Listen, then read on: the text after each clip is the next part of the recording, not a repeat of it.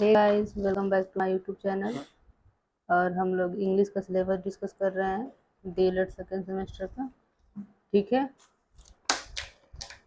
हम लोग pronoun start किए थे,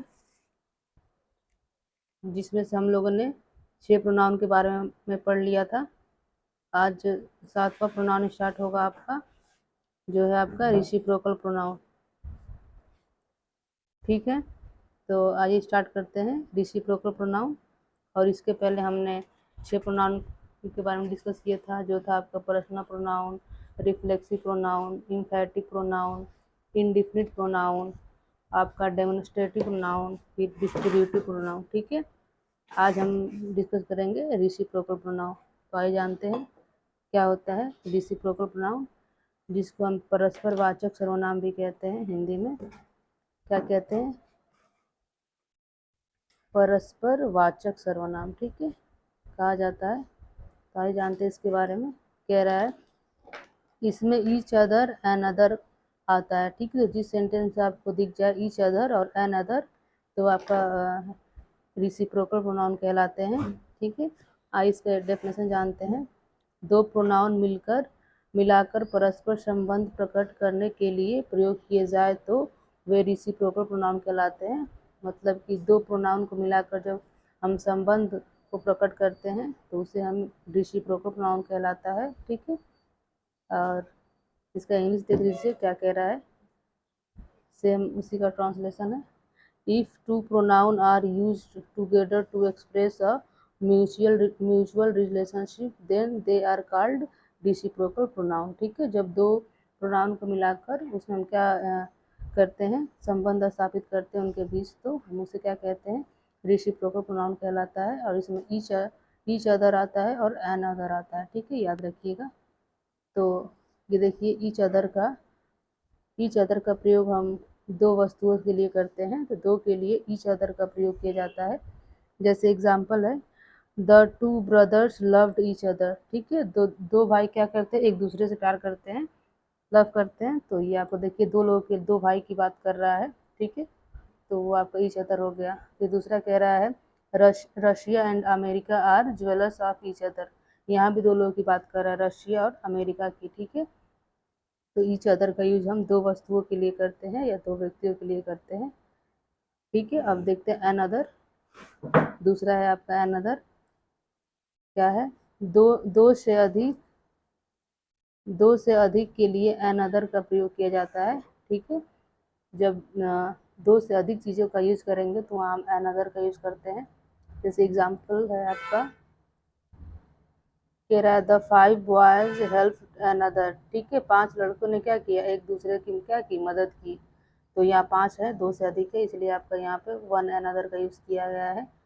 और नेक्स्ट है दे आल गेव गिफ्ट टू अनदर। ठीक है, वे सभी एक दूसरे को क्या किए, गिफ्ट दिए। ठीक है, तो ये भी आपका अनदर का यूज हुआ है, क्योंकि यहाँ पे आल मतलब दो से अधिक लोगों को रिप्रेजेंट कर रहा है। तो याद रखिएगा आप कि रेसिप्रोकल प्रोनाउन में क्या होता है, जब भी आपको दिख जाए ईच अदर और दूसरा एन अदर, तो वो आपका रेसिप्रोकल प्रोनाउन को रिप्रेजेंट करता है। और ईच अदर हम दो के लिए यूज़ करते हैं और वन एन अदर दो से अधिक के लिए यूज़ करते हैं। तो ये था आपका रेसिप्रोकल प्रोनाउन।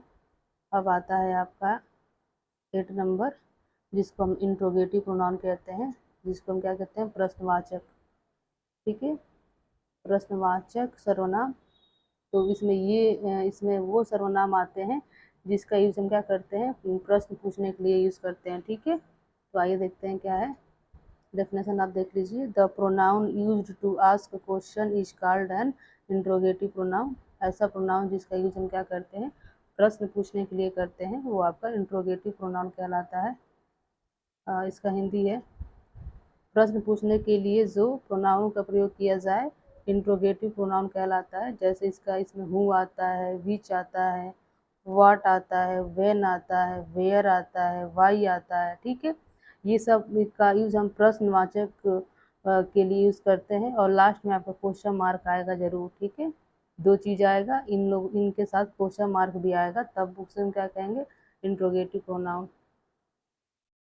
तो इसमें देखिए, कह रहा है व्यक्तियों के लिए हूँ, हुज, हूम का प्रयोग किया जाता है। जब भी हम व्यक्ति के लिए यूज़ करेंगे तो हु का, हुज का और हुम का यूज़ किया जाता है। एग्जाम्पल है आपका हु रोड दिस लेटर, यह पत्र किसने लिखा, ठीक है। तो हु क्या कर रहा है, इसे हम क्वेश्चन पूछने का काम कर रहे हैं और लास्ट में आपका क्या है, क्वेश्चन मार्क आया है। तो याद रखिएगा इंट्रोगेटिव सेंटेंस में आपके लास्ट में फुल स्टॉप ना आके क्वेश्चन मार्क आता है, और जो भी वर्ड्स दिए गए होते हैं, ये जो हु क्या है आपका प्रोनाउन है, लेकिन किसके लिए यूज़ किया जा रहा है, क्वेश्चन पूछने के लिए कर रहे हैं, तो ये आपका इंट्रोगेटिव प्रोनाउन हो जाएगा।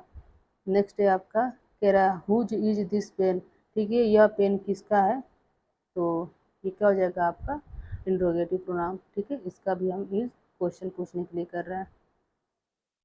नेक्स्ट है आपका कह रहा है हुम डू यू हेट, तुम किससे नफरत करते हो, तो ये भी हुम भी क्या कर रहा है, क्वेश्चन पूछने के लिए यूज कर रहा है, और लास्ट में आपका क्वेश्चन मार्क आया है, तो ये आपका इंट्रोगेटिव सेंटेंस हो जाएगा।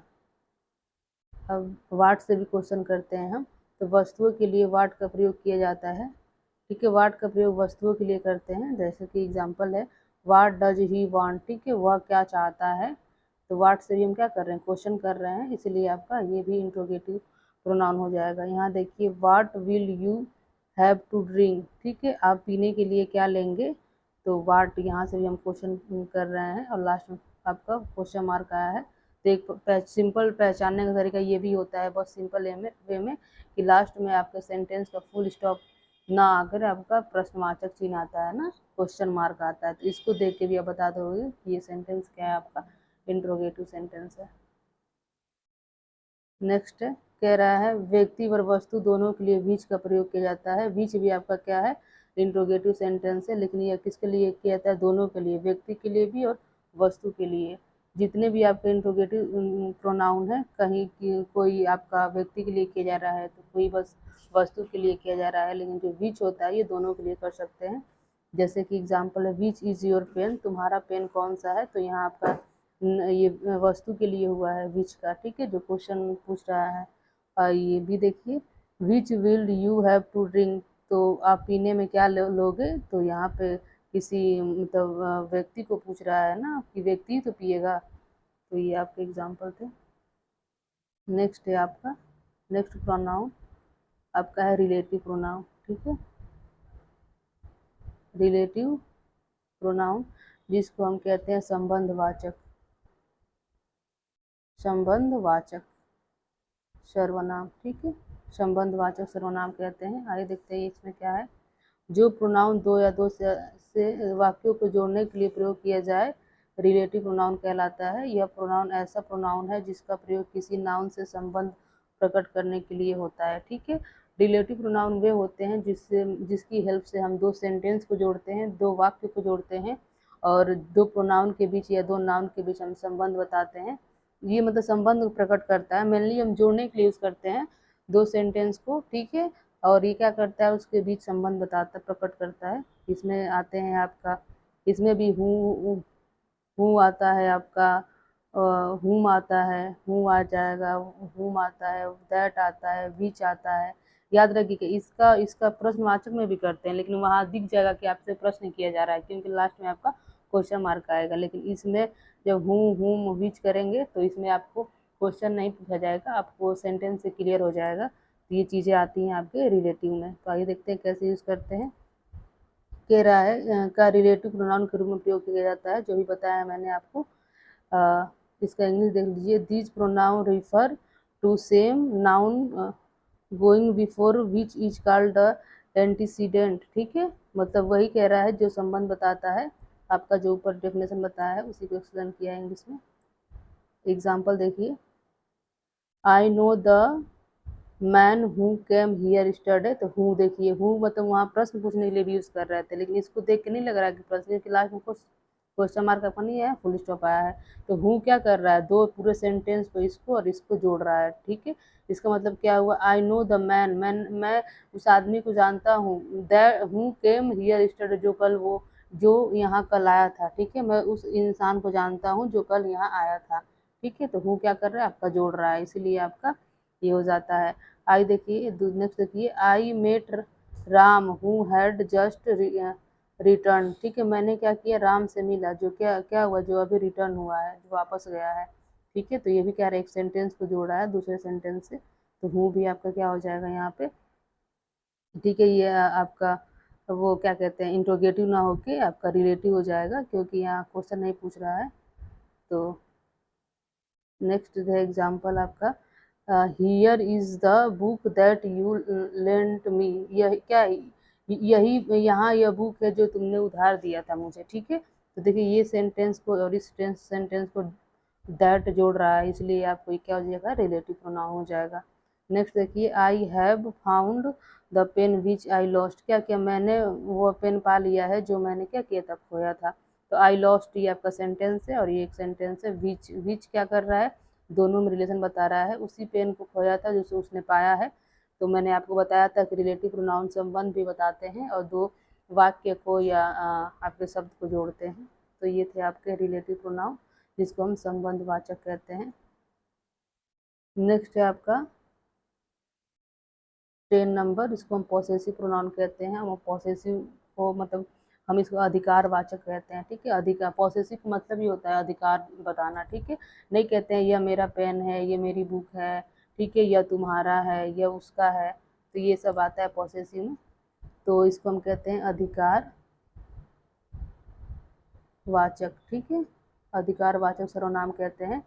जैसे a pronoun indicating possession, for example mine, yours, hers, theirs, ठीक है। तो ये आपका क्या होता है, आपका पॉसेसिव प्रोनाउन होते हैं जो अधिकार को व्यक्त करने के लिए करते हैं। ऐसा प्रोनाउन जो वाक्य में किसी संज्ञा पर अधिकार व्यक्त करने के लिए करता है वो पॉसेसिव प्रोनाउन कहलाता है। जैसे कहते हैं ना, यह पेन मेरा है, तो क्या अगर हम अधिकार दिखा रहे हैं उस पर कि वो मेरा है, तो ये आपका पॉसेसिव प्रोनाउन होता है।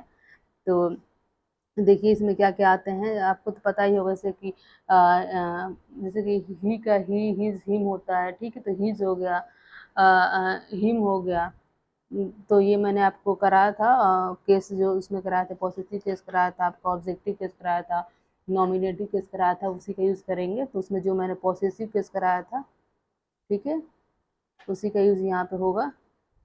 तो आइए देखते हैं, जैसे कि ये है, दिस इज माइन, ठीक है। यह क्या है, यह मेरा है, ठीक है।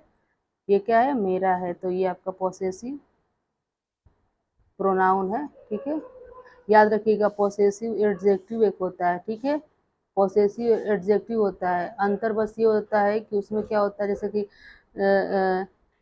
This is your pen, your pen, ठीक है। तो देखिए ये योर जो है ना यहाँ पे, ये आपका पॉसेसिव एडजेक्टिव बता रहा है। क्यों, क्योंकि इसके बाद आपके तुरंत न बाद आपका वो आ जाता है, कर्ता आ जाता है या नाउन आ जाता है। लेकिन जो पॉसेसिव एडजेक्टिव होता है ना, उसके बाद ना क्या कहते हैं, कर्ता या नाउन नहीं आता है। ये पहचानने का तरीका होता है। देखिए दिस इज माइन, माइन क्या हो जाएगा आपका, पॉसेसिव एडजेक्टिव हो जाएगा ये वाला, ठीक है। क्योंकि इसके बाद अब देखिए कोई नाम नहीं है। और दूसरा पहचानने का ये तरीका होता है कि ये लास्ट में आते हैं, ठीक है। इससे भी आप जान सकते हो, ये लास्ट में प्रयोग किए जाते हैं, लेकिन जो पॉसेसिव एडजेक्टिव होता है वो बीच में आता है। दूसरा है आपका, दैट बॉल इज योर्स, ठीक है। देखिए ये फिर से लास्ट में आया है, और लास्ट में भी आया है और इसके आगे कोई नाउन नहीं है, तो ये बताता है आपका पॉसेसिव प्रोनाउन को बताता है, ठीक है। दो डॉल आर ही हर्स, वो सब डॉल किसके हैं, उसके हैं, ठीक है। तो ये हर्स भी बताता है possessive pronoun. These books are ours, क्या है, ये बुक हमारे हैं, ठीक है। तो ये भी आपको बताता है। तो पॉसेसिव प्रोनाउन और पॉसेसिव एडजेक्टिव में कंफ्यूज मत होइएगा, ठीक है। आपका जो पॉसेसिव एडजेक्टिव होता है उसके बाद आपका तुरंत वो आता है, क्या कहते हैं, नाउन आता है। लेकिन पॉसेसिव प्रोनाउन के बाद नाउन नहीं आता है और मेनली लास्ट में यूज़ किए जाते हैं। यहाँ से आपका क्वेश्चन पूछता है, ठीक है, बहुत बच्चे कन्फ्यूज हो जाते हैं। और लास्ट है आपका एक्सक्लामेटरी प्रोनाउन, जिसको हम विस्मयादि बोधक सर्वनाम कहते हैं। इसमें जैसे क्या आता है, शोक व्यक्त करना, हर्ष व्यक्त करना, ठीक है, ये सब चीज़ें आती हैं, आश्चर्य व्यक्त करना। तो डेफिनेशन देखिए, a person that is use to express wonder, surprise is called exclamatory pronoun, ठीक है। ऐसा प्रोनाउन जिसका यूज हम क्या करते हैं, अपने इमोशंस को व्यक्त करने के लिए करते हैं, जैसे वंडर, आश्चर्य हो गया, ठीक है, एक्सक्लेमेटरी कहलाते हैं। जैसे एग्जाम्पल, इसमें क्या क्या आता है, इससे क्या क्या बनाते हैं, वाट से बनाते हैं, हाउ से बनाते हैं, है ना। The state of the emotions anger, क्या क्या इमोशंस आपको इससे एक्सप्रेस करते हैं, आप एंगर को करते हो, जॉय को, खुशी को करते हो, हैप्पीनेस को करते हो, ठीक है। Are expressed in the exclamatory sentence, मतलब एक्सक्लेमेटरी सेंटेंस में हम अपने इमोशंस को व्यक्त करते हैं, क्रोध को, हर्ष को, दुख को, ठीक है, जॉय को। जैसे एग्जांपल है आपका what a lovely place it is, और याद रखिएगा इसके लास्ट में आपका ये सिंबल आता है, ठीक है, एक्सक्लेमेटरी सिंबल इसको कहते हैं, ये भी आएगा, इससे भी आप जान जाओगे कि एक्सक्लेमेटरी सेंटेंस को बता रहा है, सब में आया है। तो what a lovely place it is, surprise की बात है कि यह कितनी क्या लवली प्लेस है, ठीक है। हाउ ब्यूटीफुल यू आर, कितनी सुंदर तुम हो, ये सरप्राइज की बात है, सरप्राइज कोई कर रहा है। जैसे ये है what a wonderful day it is, कितना सुंदर मतलब कि ये दिन है। Bravo you have done well, ये शाबाशी दिया जा रहा है कि ब्रेवो तुमने क्या किया है, अच्छा किया है। तो ये था आपका एक्सक्लेमेटरी जो आपका 11 नंबर का था, ठीक है। टोटल आपके से जो प्रोनाउन होते हैं 11 होते हैं, सबको याद रखिएगा। और मेनली ये याद रखिएगा जो पॉसेसिव एडजेक्टिव होता है और पॉसेसिव प्रोनाउन होता है वो दोनों एक ही टाइप के होते हैं, इसीलिए उससे क्वेश्चन उठाता है। तो पॉसेसिव जो आपका प्रोनाउन है उसको जरूर याद रखिएगा, क्वेश्चन वहीं से उठाते हैं। तो ये थे आपके प्रोनाउन 11, सभी आपके ख़त्म हो चुके हैं, आप इसको रिवाइज करते रहिएगा, ठीक है। अगर आपको ये नोट्स चाहिए तो टेलीग्राम चैनल लिंक आपको लिंक है @DLED स्टडी, आपका स्टडी है क्लासेस, सब एक ही, मेरे एक बार फिर से लिख देते हैं @DLED स्टडी क्लासेस, ठीक है। ये आपका है ये टेलीग्राम का लिंक, यहाँ जुड़ जाइए, सारे ये आपके जो भी नोट्स दिख रहे हैं सब आपको वहाँ प्रोवाइड कर दिए जाएंगे, ठीक है। वीडियो पसंद आया हो तो लाइक शेयर कमेंट अवश्य करें। Okay, thank you.